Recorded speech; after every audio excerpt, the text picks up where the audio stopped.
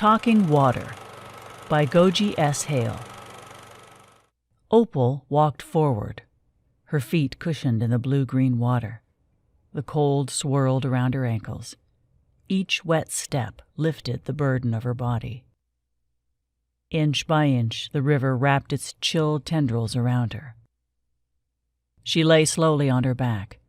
The cold enveloped her, and she sighed. The gurgling water spoke to her of clean sheets, free of blood and semen. It tickled her ears, washed away the tears of yesterday, the sticky hate clinging to her skin. It talked to her about arms that carry your soul to freedom. Her hair floated outward. She caressed the pulling current until the branches and leaves gathered on her chest, her clothes like slabs of concrete. The dark, frothy water swallowed her cheeks and welcomed her down. She opened her mouth to the sky. "Take me home." Her lashes stilled. Opal tumbled past a log jam, flipping over. Her unseeing eyes floated over the rocks and silverfish. An eddy pulled her into an algae-green pool, her hair spreading like a crown. Opal reigned queen of this sacred place, quiet below the raging sky. A stray thought spasmed through her stiff limbs, now burning with fire. "Goodbye, Joseph. You'll touch me no more." 3 hours later, 2 police officers found her floating face down on a tangle of pine branches.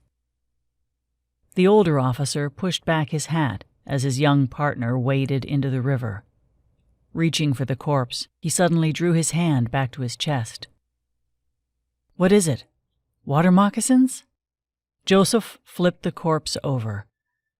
The look of peace and soft smile stole his breath. He dragged her back to the riverbank. His first thought was that the bruises didn't show, and his sister had never looked more beautiful. He was grateful the water was so cold on his crotch. The older man said, "Opal." He laid her head gently on the grass.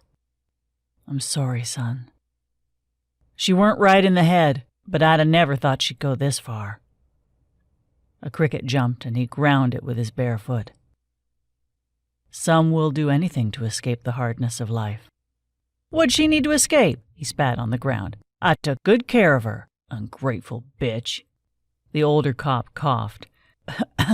Now, don't speak ill of the dead. Women are strange creatures. Who knows what sets them off?" He squatted beside Opal, his eyes tracing the abrasions at her wrists and ankles, the hint of a bruise under her left eye. Joseph stepped back. He lit a cigarette. "I guess we'll never know why she did it." His partner stood, watched Joseph smoking.